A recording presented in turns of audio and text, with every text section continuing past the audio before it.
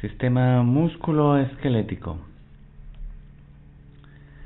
Bien, primer aspecto es diferenciar entre anatomía y fisiología.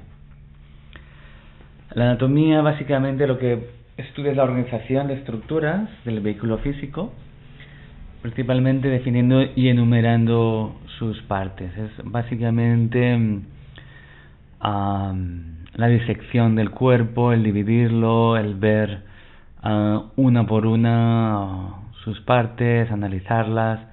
Dijésemos el enfoque más clasicista occidental. La visión es la del cirujano, que comienza a desmembrar el cuerpo y a ver sus diferentes partes y cada vez sus partes más pequeñas. Y este estudio es principalmente de las partes por separado. Mientras que la fisiología es la ciencia que estudia cómo esas partes se organizan para cumplir una cierta función. Entonces ambos son mapas, ¿sí? Mapas de un territorio que es inmenso. Realmente el cuerpo humano es algo muy amplio, con muchos factores, muchas características, y mutable, ¿sí? No hay un cuerpo estándar.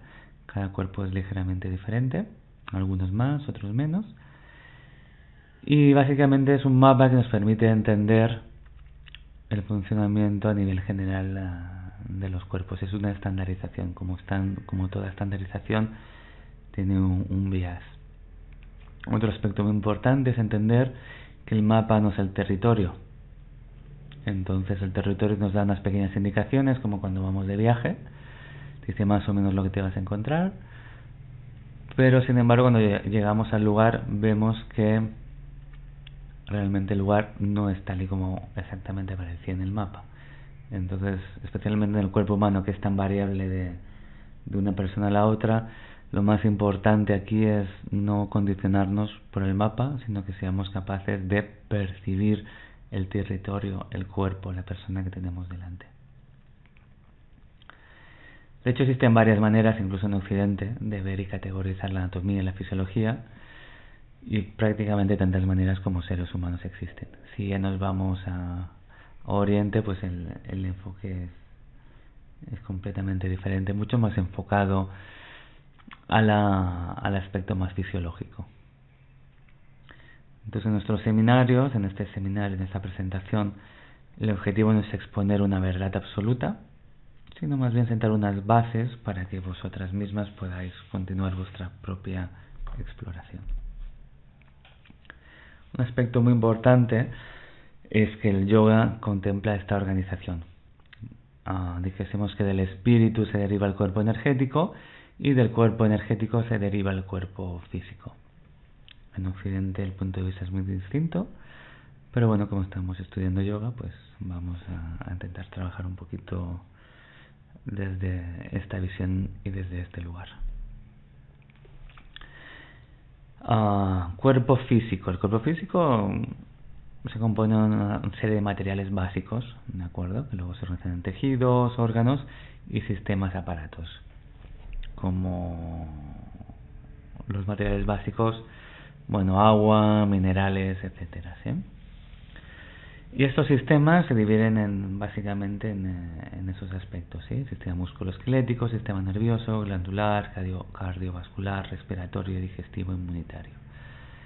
En esta presentación vamos a fijarnos en el sistema musculoesquelético principalmente. Entonces, el sistema musculoesquelético está formado por 206 huesos, 656 músculos, fascias, ligamentos, tendones y articulaciones.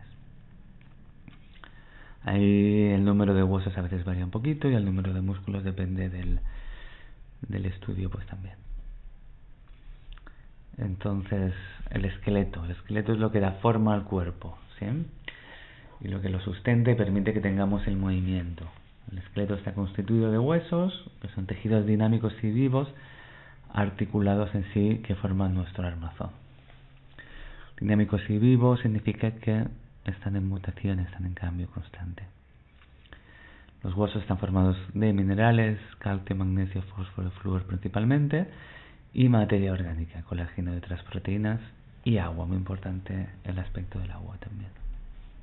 Aquí tenemos una imagen de los diferentes huesos del cuerpo por delante, y aquí tenemos otra imagen por detrás. A partir de ahí, cada una de vosotras tiene la posibilidad de aprenderse todos estos nombres, que sin duda pues le van a ser útiles a la hora de profundizar más en la anatomía. Tipos de huesos. Tenemos huesos largos, huesos cortos, huesos planos y huesos irregulares, ¿sí? Los huesos largos normalmente se encuentran en miembros locomotores como brazos, piernas y manos. Los huesos cortos cumplen la función de soportar el peso y amortiguar. Normalmente se encuentran en manos, pies y articulaciones de muñeca y tobillo. Huesos planos protegen los órganos y vísceras, por ejemplo los huesos del cráneo y la caja torácica. Los huesos irregulares no entran en ninguna de las calificaciones anteriores y, por ejemplo, serían los huesos de la columna vertebral. Aquí tenemos unos ejemplos. Tenemos el fémur, que es un hueso largo y tubular, el hueso del talón, que es un hueso corto, la escápula, que es plano, y la vértebra, que es irregular. Los huesos largos son normalmente donde los músculos más largos, que son los que se ocupan de la locomoción del cuerpo, se anclan y suelen estar relacionados con el movimiento del cuerpo. Aquí vemos otro ejemplo de planos, cortos, largos.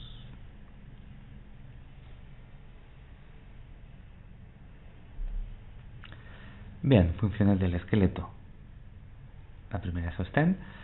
Mantener la postura y la estructura de las partes blandas de no formar cuerpo. Si no tuviésemos el esqueleto, pues seríamos más parecido, por ejemplo, a un gusano, ¿sí? Un gusano no tiene esqueleto y es otra manera de organizar el cuerpo. Si no tuviésemos esqueleto, difícilmente podríamos estar de pie, sino que más bien nos moveríamos igual que se mueven los gusanos, pues arrastrándose. También un soporte dinámico. Si no tuviésemos huesos, pues no podríamos andar y correr como lo hacemos, ¿eh? Los huesos son como una palanca y un punto de anclaje para los músculos, para que se muevan. Y bueno, también ahí están las articulaciones, ¿eh? Protección, pues caja torácica, cráneo, pues protege los órganos y vísceras frente a los golpes o presiones exteriores. Almacén metabólico. Es un lugar de reserva de sales minerales y también sirven para la producción de glóbulos rojos. Bien, ligamentos. Los ligamentos están formados por tejido conjuntivo fibroso, flexible, elástico, que acumula energía cinética. Su función en la articulación es unir un hueso al otro, estabilizar la articulación y permitir el movimiento. Los tendones son flexibles, elásticos, no contráctiles y acumulan también energía cinética. Une músculo con hueso, transmitiendo la fuerza del músculo al hueso y permitiendo el movimiento. Aquí vemos un ejemplo de tendones y de ligamentos. Básicamente, así para entendernos fácilmente, lo que hacen los ligamentos es mantener las articulaciones unidas. Y lo que hacen los tendones es mantener los músculos unidos al esqueleto para que se pueda producir el movimiento. Músculos. Son elásticos y flexibles los motores del movimiento. Movimiento del sistema musculoesquelético, movimiento de la sangre y los fluidos del cuerpo, movimiento de sólidos y fluidos a través del sistema digestivo, expansión y contracción de los pulmones. Entonces, a diferencia de los ligamentos, que no tienen contractibilidad, los músculos en específico están formados por un conjunto de fibras cuya función principal es la contractilidad. Tenemos tres tipos de músculos básicos: estriados o esqueléticos, de contracción rápida y voluntaria, se insertan en el hueso a través de un tendón, son los que constituyen el sistema locomotor. Los lisos, que atraviesan los tubos y conductos y tienen contracción lenta e involuntaria. Se encuentran, por ejemplo, en el tubo digestivo, las venas y arterias, etc. Y el cardíaco es un caso especial, es estriado pero de contracción involuntaria en la mayoría de los seres humanos. Digo en la mayoría de los seres humanos porque hay algunos yogis que son capaces de parar el corazón a voluntad. Por ejemplo, Sri Tiruvannamalai Krishnamacharya era muy conocido por esto. Aquí vemos los diferentes tipos de células musculares y dónde se ubican. Bien, los músculos esqueléticos en la práctica de yoga producen movimiento en las vinyasas para enderezar las posturas, mantienen y dan estabilidad a la postura. ¿Sí? Es muy importante cuando estamos en la postura activar los músculos adecuados, mantienen los órganos en su lugar, por ejemplo los músculos abdominales pues dan forma a los órganos abdominales y nos sirven para activar los bandhas y la respiración sonora. En realidad, cuando se avanza la práctica, los bandhas se activan de manera energética, pero en un principio es necesaria la activación muscular para hacer ese link con el sistema energético. Bien, los músculos lisos en la práctica de yoga. La práctica regular limpia, masajea y estimula estos músculos, mejorando así su función. Músculo cardíaco en la práctica de yoga. ¿Sí? Mediante una práctica consistente aprendemos a regular el funcionamiento de estos músculos. Primero se conquista realmente el control de la respiración y de ahí viene el control del sistema nervioso y de los músculos cardíacos. ¿Sí? Como os comentaba, hay yogis avanzados que son capaces incluso de detener el latir de su corazón a voluntad. Aquí tenéis una visión de los músculos principales por delante y una visión de los músculos principales por detrás. A partir de ahí os podéis estudiar y memorizar el máximo posible de nombres. Propioceptores son las terminaciones nerviosas que transmiten la información del sistema musculoesquelético al sistema nervioso central. Estas terminaciones nerviosas permiten la propiocepción, es decir, la percepción del propio cuerpo a nivel de posición y movimiento. Los propioceptores detectan cualquier cambio en desplazamiento físico, movimiento, posición y cambios en la tensión y el estiramiento o en la fuerza dentro del cuerpo. Nosotros vamos a estudiar dos principales relacionados con el estiramiento: los usos musculares y el órgano tendinoso de Golgi. Órgano tendinoso de Golgi se encuentra en los extremos del músculo, justo cuando comienza a formarse los tendones. Y son unos neuroreceptores que informan al sistema nervioso del grado de tensión que soporta el músculo. Cuando el músculo soporta una tensión excesiva, se crea un acto reflejo que relaja el músculo. Este es un tipo de trabajo que se llama facilitación propioceptiva, que es un estiramiento que utiliza el acto reflejo de los órganos de Golgi. Una vez el alumno está en la postura, por ejemplo en Baddha Konasana, cuando se está prácticamente al límite del estiramiento pero sin llegar a él, significa que aún no estamos en tensión, hemos llegado al límite natural pero no estamos forzando el tejido. Se pueden bloquear las rodillas, se le pide que haga presión hacia arriba por 10 segundos. Entonces, al hacer esto se aumenta la tensión en los músculos que se estaban estirando y se activa la acción refleja de los órganos de Golgi. Al soltar la presión, por lo general, el alumno relaja más la musculatura por este efecto y se puede entrar más en la postura. Aquí vemos gráficamente esto. Se puede repetir 2 o 3 veces, pero bueno, hay que ir con mucho cuidadito, porque si nos pasamos aquí realmente podemos hacer daño. De hecho, estamos un poquito jugando con fuego, porque este reflejo está diseñado para que la musculatura no se rompa. Y bueno, si jugamos al límite, pues ya sabemos que nos podemos quemar. Así que yo solamente recomiendo utilizar esto cuando conozcamos muy bien al alumno y después de tener mucha experiencia en ajustar y sentir el cuerpo. Bien, aquí vemos un ejemplo, un gráfico de cómo funciona. Entonces el órgano de Golgi manda información al sistema central y el sistema central lo que hace es responder desactivando esa musculatura, ¿sí? Normalmente activa también la contraria, la musculatura contraria. Bien. Ventajas. Se puede profundizar más en el estiramiento, ¿sí? Normalmente ganamos algunos centímetros. Inconvenientes, pues lo que he comentado, se puede hacer con mucho cuidado y sensibilidad, porque estamos llevando el tejido al límite, y de hacerlo incorrectamente puede haber peligro de desgarro o de rotura. Usos musculares y reflejo al estiramiento. Entonces, en los músculos internamente hay una serie de neuroreceptores llamados usos musculares, que lo que controlan es cuán rápido y profundo el músculo se está estirando.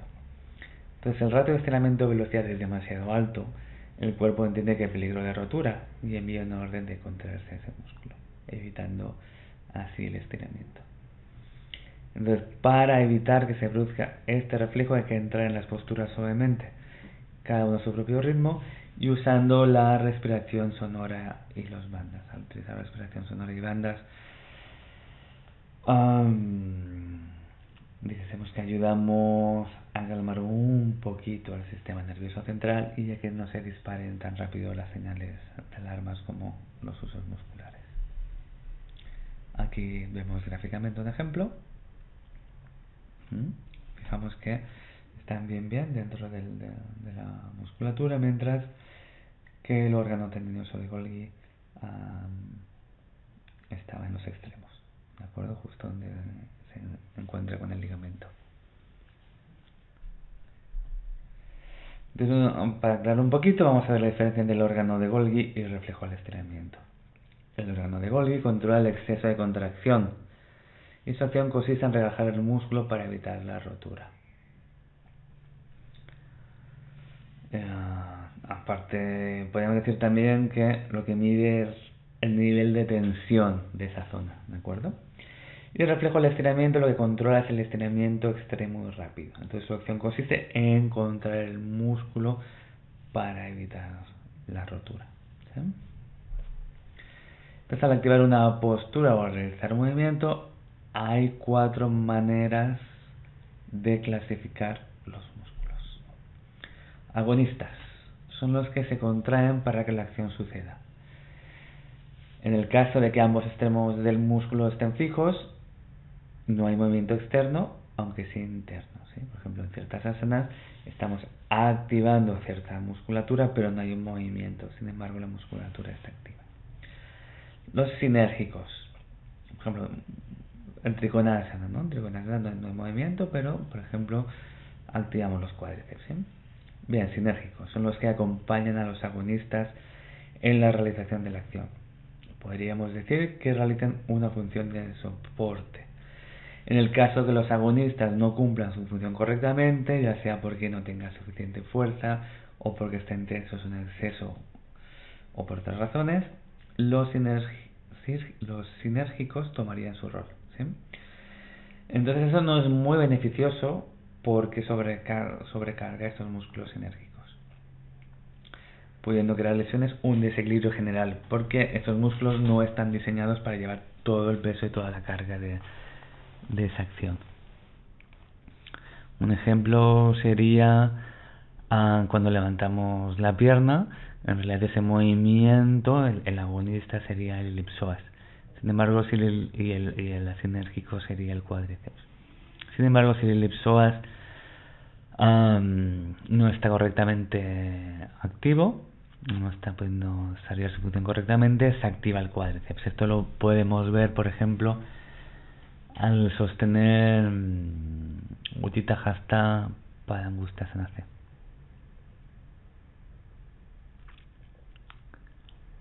Bien. antagonistas son los que realizan la acción en la dirección opuesta de los músculos agonistas. Se relajan y se estiran pasivamente ante la acción de los agonistas. Si se encuentran tensos o acortados, pueden afectar al rango de movimiento de los músculos agonistas.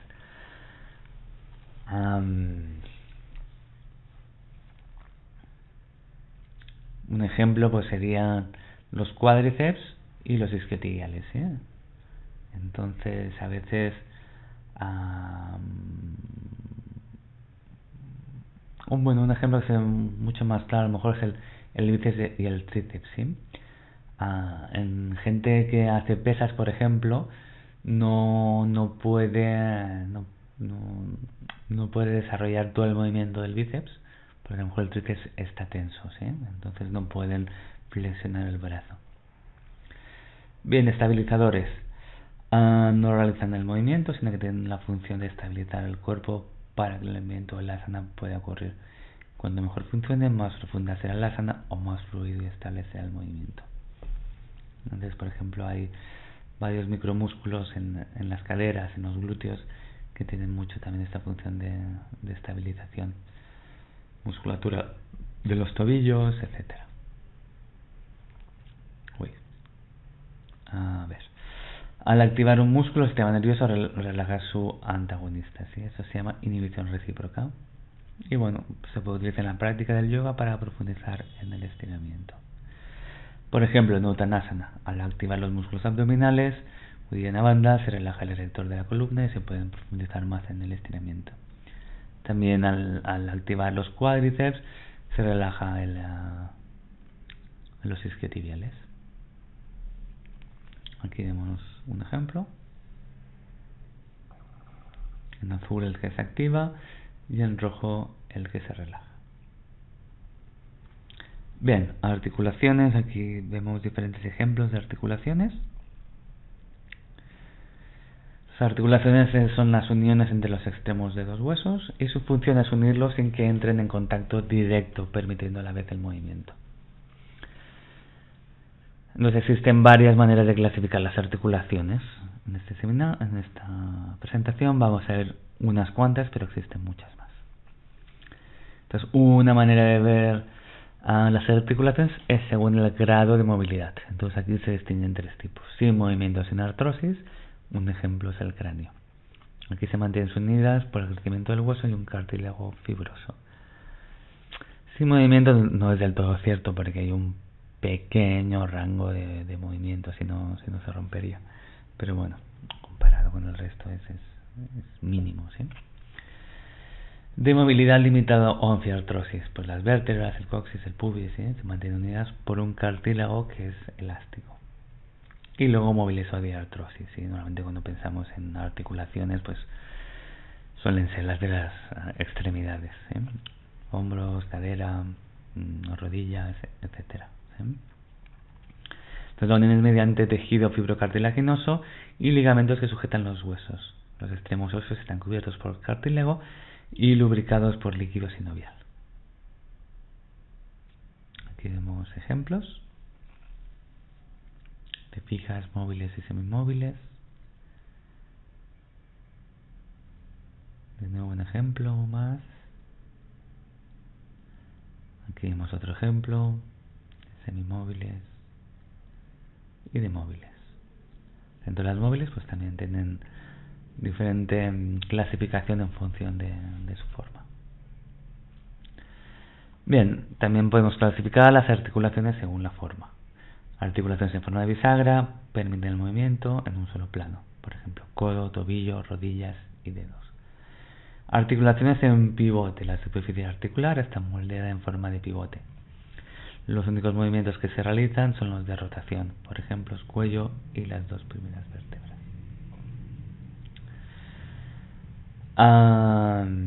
Articulaciones esféricas tienen forma de bola y receptáculo y se caracterizan por su libre movimiento en cualquier dirección. Los ejemplos son la cadera y el hombro. Articulaciones en forma de silla de montar. Linkaje recíproco, sí, reciben este nombre por su forma que se asemeja a una silla de montar. Por ejemplo, la articulación pulgar-mano. Aquí lo vemos de manera más gráfica. los diferentes tipos de articulaciones.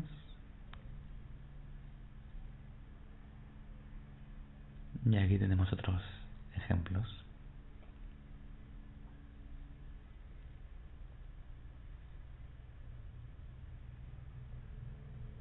De nuevo, para que lo entendáis un poquito mejor.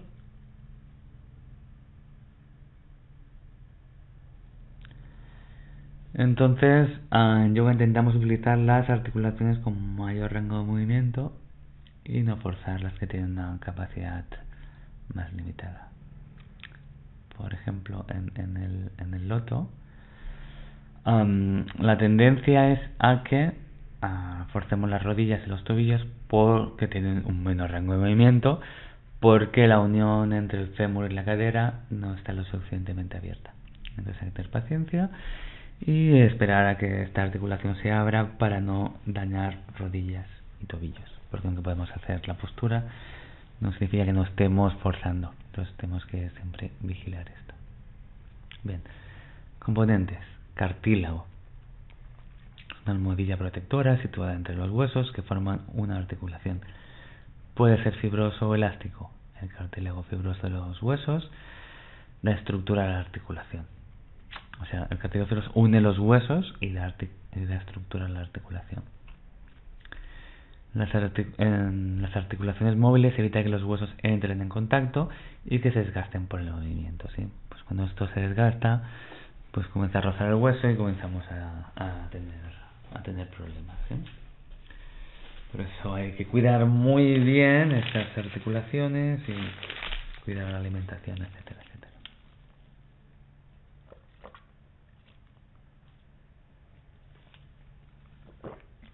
Bien, la cápsula articular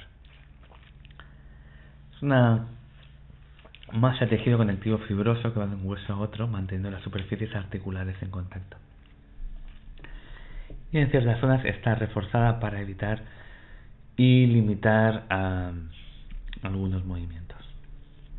Fluido sinovial es el líquido que nutre el cartílago y lubrica la articulación. La membrana sinovial se encarga de segregar el líquido sinovial y recubre la parte interna de la cápsula. El ligamento es la banda fibrosa que une los huesos. Está formado por tejido conjuntivo. Su función es restringir algunos movimientos y dar estabilidad a la articulación. Es flexible, pero no elástico. Hay un cierto grado de elasticidad, ¿de acuerdo? Pero no tiene el componente contráctil del músculo, ¿de acuerdo? Si nos pasamos, pues no vuelve más a su lugar y se produce un desgarro. Menisco es la banda de fibrocartílago que hace que aumente la superficie articular, favorece la estabilidad y distribuye la fuerza de la gravedad. Bien, aquí vemos un ejemplo, ¿sí? La rodilla es una de las articulaciones más complejas, entonces aquí vemos todos los componentes que hablábamos, ¿sí? Aquí vemos otro ejemplo.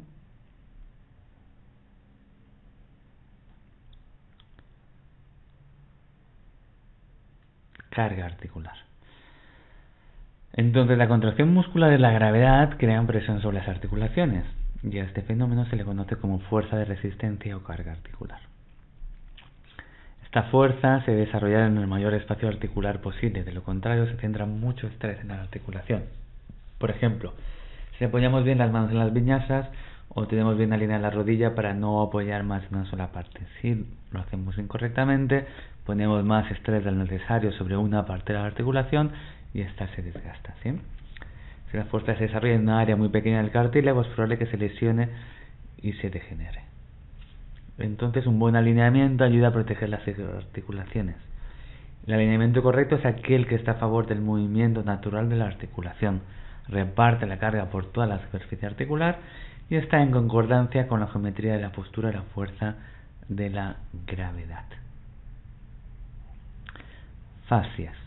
La fascia es un tejido conectivo que da forma, envuelve y permea todo el cuerpo. Da protección, soporte y forma músculos, huesos, órganos, venas, arterias, etc. Al compactarse da origen a tendones y ligamentos. Y es uno de los componentes más importantes del cuerpo, ¿sí?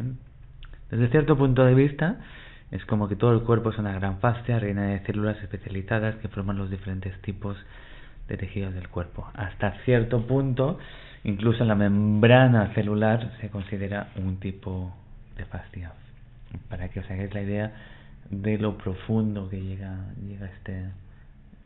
este tejido.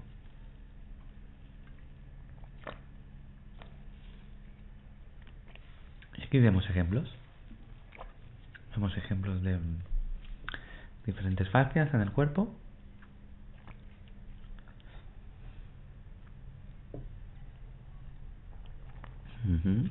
No sé si habéis escuchado alguna vez de la fascitis. La fascitis es la inflamación de las fascias. Fijaos incluso, ¿no? El músculo acaba en un tendón que es fascia, está recubierto de fascia. Por dentro las fibras musculares también tienen fascia, ¿no? Es bien profundo el tema. Un ejemplo es de una naranja, ¿no? La parte externa de la naranja es fascia, las rayitas estas amarillas que tienen para dividir los gajos es fascia, pero dentro aún tiene gajitos más pequeños recubiertos también de fascia. Y dentro pues ya viene el agua, el líquido. Entonces un ejemplo sería que ese agua, ese líquido es la última fibra, dijésemos, la célula del cuerpo, y bueno, y esas células se juntan formando órganos, músculos, lo que sea, que también están estructurados en fascia, etcétera, etcétera, etcétera. Entonces la fascia es un tejido de naturaleza húmeda y flexible que se vuelve rígido cuando la energía no circula adecuadamente por él. Es muy sensible a emociones, estrés y traumas físicos, golpes, cicatrices, etcétera. Y cuando el tejido se contrae, ya sea por una cuestión física, emocional o mental, afecta a toda la integridad de la fascia, afectando su movilidad y flexibilidad global, a la vez que la movilidad y flexibilidad de todo el cuerpo, ¿sí? Muy importante el agua aquí, ¿sí? Porque la fascia tiene una gran cantidad de agua. En el momento que nos deshidratamos y perdemos agua, se vuelve rígida. Entonces hay que tener en cuenta que la práctica de yoga genera mucho tapas es fuego, el fuego evapora el agua. Entonces es muy importante mantener una hidratación adecuada y tomar suficientes aceites también para lubricar todo el cuerpo. Aquí vemos un ejemplo de cómo una tercera parte de la fascia afecta al resto del cuerpo, ¿sí? Estamos todos interrelacionados, todo el cuerpo está interrelacionado, y verlo de manera separada es interesante por un punto, pero es bastante irreal por el otro. Así que os animo a poquito a poquito desarrollando esta visión global del cuerpo, más interrelacionada, que es, bueno, realmente es la visión que tiene el yoga, y es la visión que proviene de Oriente. Bien, esto es un poquito más para la gente que practica Ashtanga. Entonces, algunos médicos defienden que la fascia es un sustrato físico por donde circula la energía vital. Esa energía vital es conocida como prana en la medicina ayurvédica, chi en la medicina china y ki en la medicina japonesa. Aquí tenemos la fotito de cómo funciona la energía dentro del cuerpo. Entonces, curiosamente, la zona abdominal es una de las zonas con mayor concentración de fascia. Pero es que la zona abdominal es uno de los principales centros de proceso emocional. ¿Sí? Entonces, si ahí se tensa, tenemos emociones estancadas, esa fascia se tensa, y a partir de ahí los órganos abdominales no funcionan correctamente, y a partir de ahí el resto del sistema pues deja de funcionar correctamente. Entonces, la energía vital está directamente relacionada con el alma, la mente y las emociones, ¿sí? Aquí vemos, el alma envía energía a la mente, emociones, energía vital y cuerpo, y el cuerpo interacciona con energía vital, emociones y mente, ¿sí? O sea, dice que en realidad nunca podemos llegar al nivel del alma. Algunas tradiciones, dentro incluso del yoga, pues, proponen alguna cosita ligeramente diferente. Pero bueno, según lo que es el Bhagavad Gita, la Jiva ni se puede cortar, ni se puede mojar, ni se puede tocar, ¿no? Digo que está aquí realmente, En este plano de existencia es mente, energía vital, cuerpo, etc.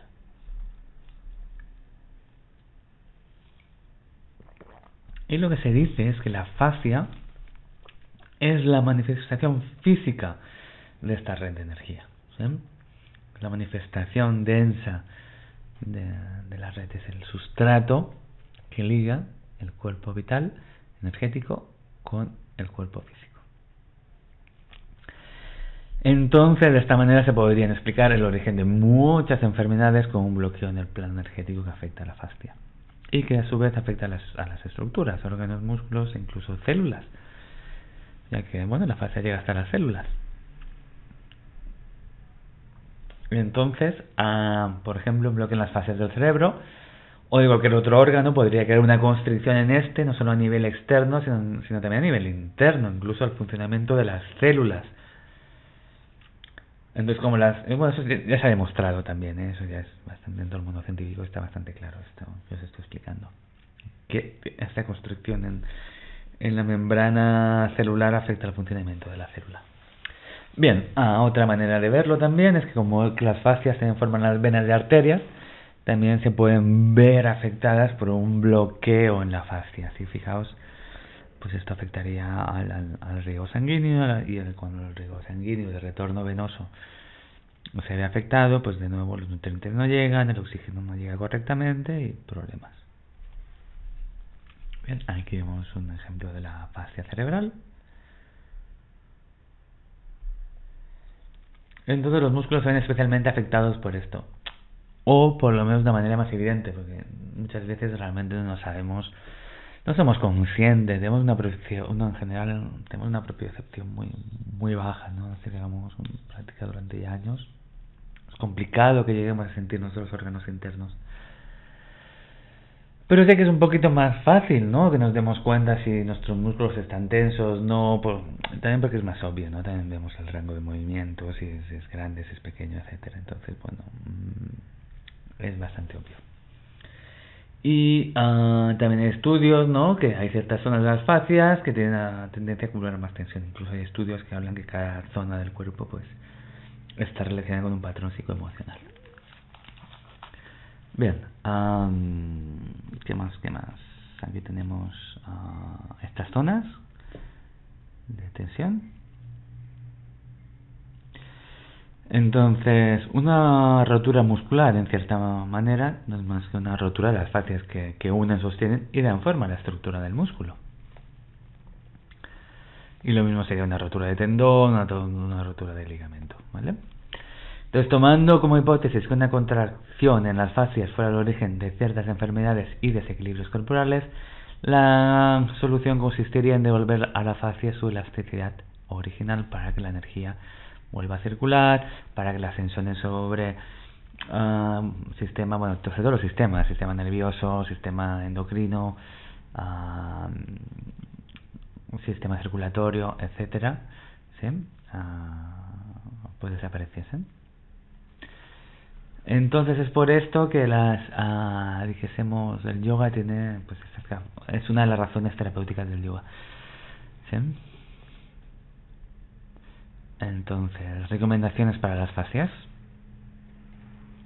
mantener las fascias hidratadas, beber suficiente agua después de practicar, y las fascias son muy sensibles y se contraen cuando sienten un peligro contra su integridad. Entonces se trata de una medida defensiva primaria e inconsciente del cuerpo. Entonces no las fuerces, a veces poquito a poquito se llega más lejos. Entramos muy rápido en la postura, de manera inconsciente, la fascia genera una reacción de defensa y se tensa. Escucha tu cuerpo, comienza tu práctica de manera lenta y suavemente y aumenta la intensidad y la velocidad a medida que el cuerpo se calienta y las fascias se abren. Bien, ¿qué es lo que ocurre cuando el rango de movimiento se encuentra limitado? Bueno, que uno o más de estos factores entran en acción. Los agonistas y los sinérgicos están débiles y no se pueden contraer lo suficiente para llevar la acción hasta su máximo. Los antagonistas están tan acortados o tensos que impiden la acción del músculo agonista. Los músculos estabilizadores no están realizando su función correctamente y no están dando el soporte necesario para que se realice la acción completa. Un problema en la articulación impide el movimiento, por ejemplo artritis, hay un bloqueo en las fascias o el sistema energético, o se genera algún tipo de dolor, malestar con la acción que hace que el cuerpo limite su rango de movimiento hacia un sistema de defensa. Bien, entonces las asanas son posturas diseñadas para que la mayoría de cadenas musculares entren en acción, ya sea en activación y estiramiento, llevando el cuerpo a rangos de movimiento que no son habituales para él. Además, dan la oportunidad de fortalecer los principales músculos posturales, activándolos y o estirándolos por periodos prolongados con una intensidad mayor a la de la habitual. Y al combinar diferentes grupos de asanas nos aseguramos que el 100% del cuerpo entra en acción. Entonces el cuerpo y la mente pueden reaccionar ante ciertas asanas como si de una situación de peligro extremo se tratara. Los bandhas, el drishti y la respiración profunda, sonora, relajada y la correcta geometría de la postura mantienen la mente concentrada, hacen que la energía circule, que se eviten reacciones del sistema nervioso y esfuerzos musculares innecesarios que podrían generar ansiedad, bloquear la respiración, alterar el ritmo cardíaco, generar tensión muscular, presión sobre las articulaciones y evitar el estiramiento.